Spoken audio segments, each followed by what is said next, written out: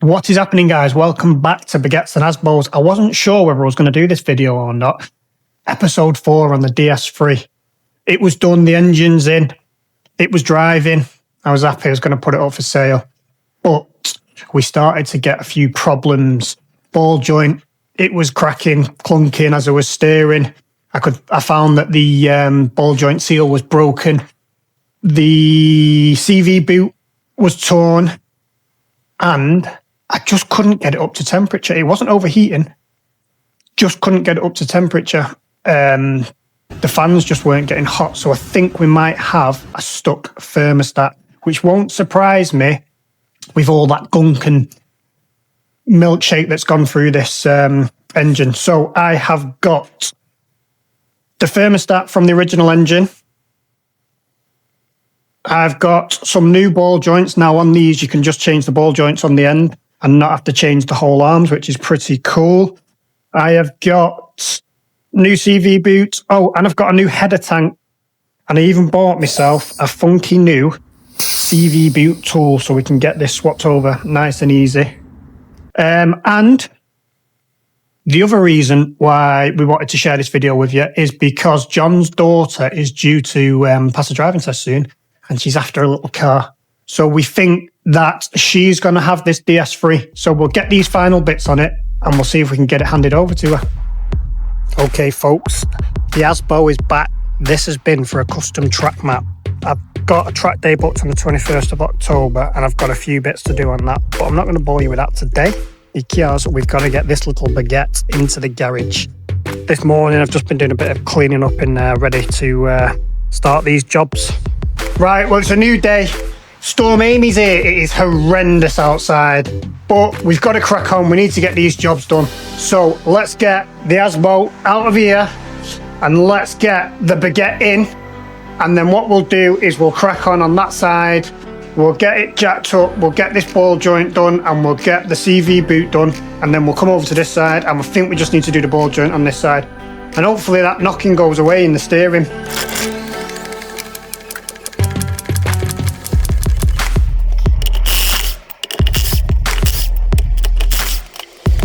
Look, there you go. You can see the CV boot split. So I need to drop the bottom ball joint, get the drive shaft bolt out of here, try and get the drive shaft out. We'll get that CV boot swapped over with the new tool that I mentioned earlier. See if we can get this ball joint dropped, split there. So I think I need to drill these rivets out and then we can put some bolts in there to get that swapped over. Oh yeah, and you can see, let me bring you around this side, bring the torch round as well. See if you can see the ball joint seals split as well. But again, we do everything in pairs, so doing this side we need to do the other ball joint.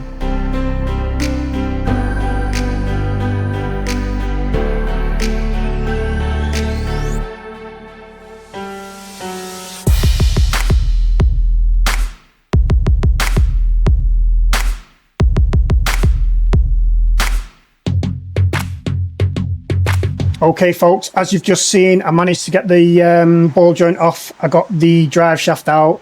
I cut the CV boot off. But when I came to get the new one, I realised that it is too big. Typical Baguettes and Asbos, nothing ever goes to plan. So what I'll do is I'll get another one of those ordered. But in the meantime, drill those rivets out, get that ball joint swapped over, get this side jacked up, get this ball joint switched over, and hopefully it's not too long before that replacement CV boot turns up. And then after that, get that thermostat done. Bosh, done. Right, as I keep saying on this channel, we are not professionals. I actually work in IT. This is a hobby. And this was a universal CV boot. So basically I've trimmed it down. It's now close to the same size. Obviously the one on the left is a little bit stretched compared to the one on the right. So we don't need to order one, so we can get this job done. Let's see if we can give this a go.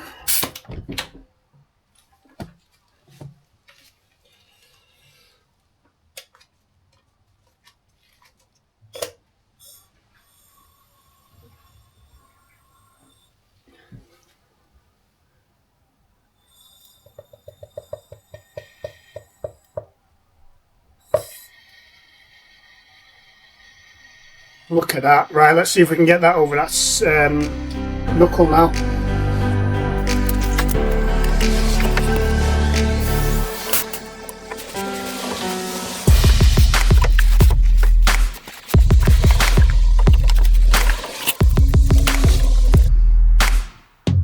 Success. So now we just need to fill that with grease and get it sealed up. Yeah, boy. Okay, so I couldn't film that process because it was a little bit fiddly, but we've managed to get the CV boot on and filled with grease and sealed up.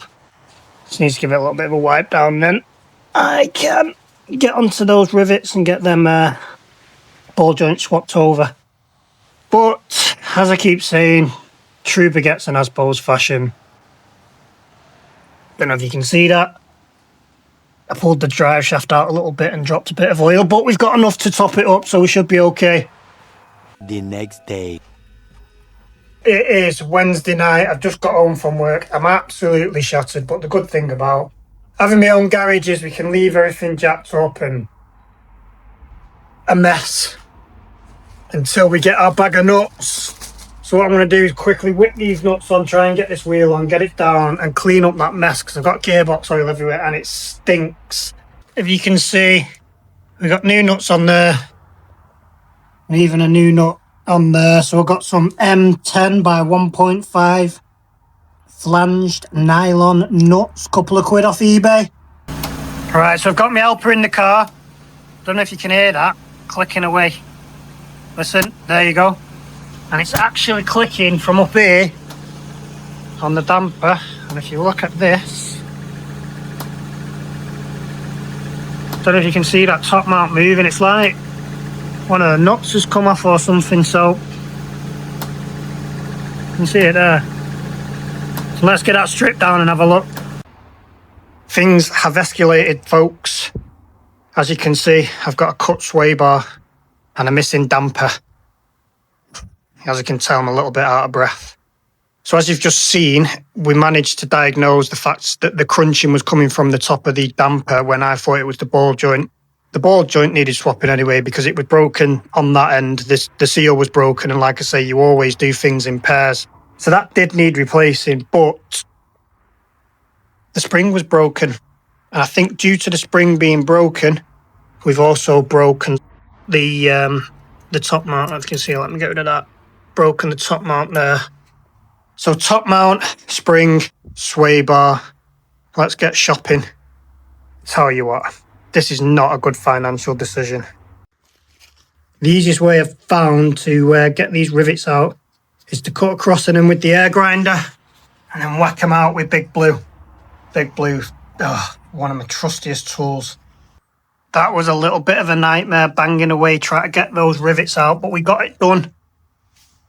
I was banging, clunking, twatting my thumb, and then my mate Gary popped by. We had a little bit of a chat about cars, a little bit of a reminisce. I went in for a drink, came back in, gave it a few more fuds, and bosh, it came off. Just like that. Top mount's arrived. Look at the state of this. Look at all this mess. Right, we're going to get this damper built up. We'll get it back on, try and get this dropped down.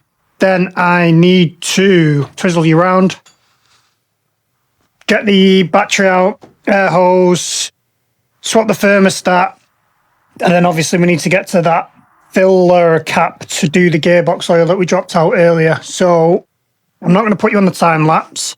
I'm just going to get this built up. We'll get it on and then we'll touch base. Right, that was an absolute battle. But we're on.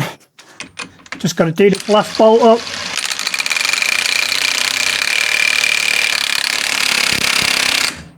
Lovely and tight. Sanity check. Drop link. They're tight. I don't know if you can see around there with the light. Ball joint tight. Hub tight. Just need to get that in.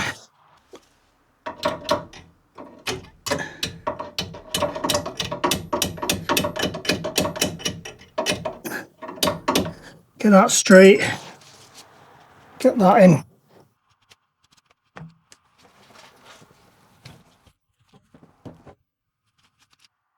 Another one round there. Get that in. And that is a good one. Yo, it's a new day. The car's outside. We're going to start stripping the front of this battery box out, airbox, and try and get to that thermostat and top up the gearbox. But we've got no more crunching. I'm going to put you on a time lapse. Bausch.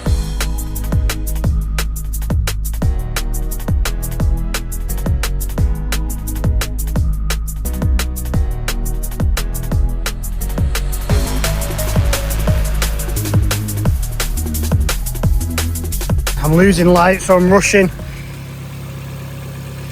We're all buttoned up here. Still need to figure that wire out, which should be something simple. It'll be something or nothing. Top her up with water. Let's see if that thermostat opens up and if this radiator gets hot. Morning guys, it is a new day, and typically I've probably said this about 10 times on this video already. In true baguettes and Asbo's fashion, I've swapped that thermostat over and I noticed that we've got a leak on the radiator, so I've ordered a new radiator. I was trying to get this video wrapped up today, so hopefully we can get this radiator swapped. John is on his way to give me a lift with that, and then we might even reveal it to Abby. We will see. The radiator I've got is an eBay special, a remanufactured one, but it'll do the job. We'll get this swapped over, and then let's hope we can get it up to temperature properly. And also, I've noticed another little problem. I think I've got a slow puncher, but we'll get some air in there, we'll get this washed, and we'll get it looking fresh. Quick side-by-side comparison, they both look good, so let's get this new one in. That was nice and easy getting that out. Ooh, I hope we haven't jinxed it. Right, so I've got the radiator swapped, just topped up with water. We're not going to waste coolant while we just check this one. Obviously, once it's working, we'll drop all the water and put coolant in it. But I'm pretty confident that the thermostat's working because it's just been sat, water level's been consistent, the pipes were cold. I went in, sat on it, sat on 2000 RPM for a minute 30 seconds, and then all of a sudden water level just dropped as if the thermostat opened, and now we are bubbling. A few bubbles in there. It's lukewarm, but it's starting to heat up. Okay, so there we have it. New rads on, thermostat swapped over. Ooh, she's blowing hot.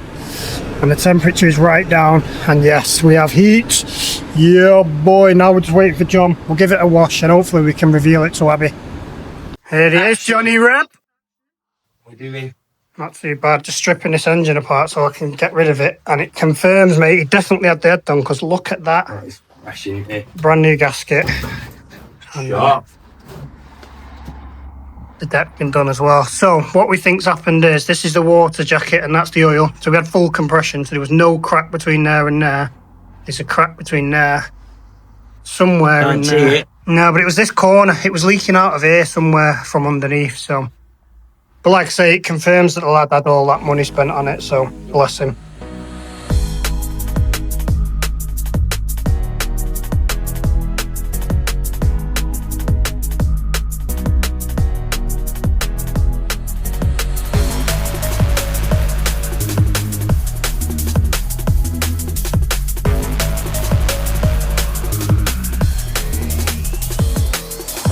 What's happening? She's all clean. She's tucked away in the garage. And we're going to do a little reveal because he's not selling this one. I bought it for my daughter for her 18th, the first car. So in there, she sort of knows about it, but there's something else on it that she doesn't really know about. So when she turns up, she doesn't know she's coming to turn up to this. We're just going to give her a reveal, pop the door up like it's a big reveal in a showroom and whip the sheet off. So yeah, that's the plan. So what is your plan going forward? Well, you'll have to hit that bell notification and see on the next video. There you go. Because I've got no plan yet. Right, seeing as how you're here, I may as well just show you something. Just come here. Hello? A little bit early. Oh my god, I love it.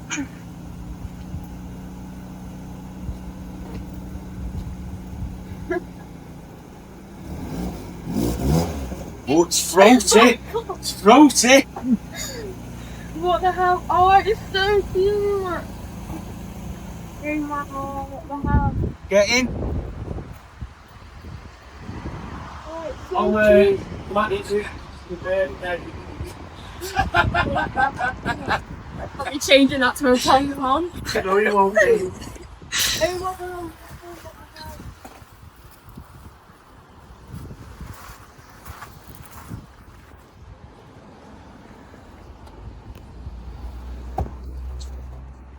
Oh my god, I love it.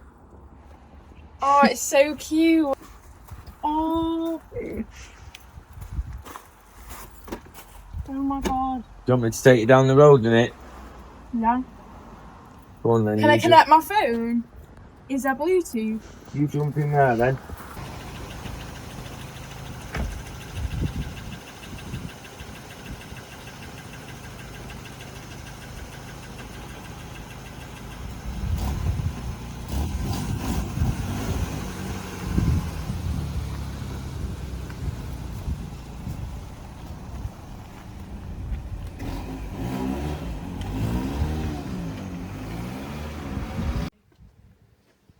Get the plate in.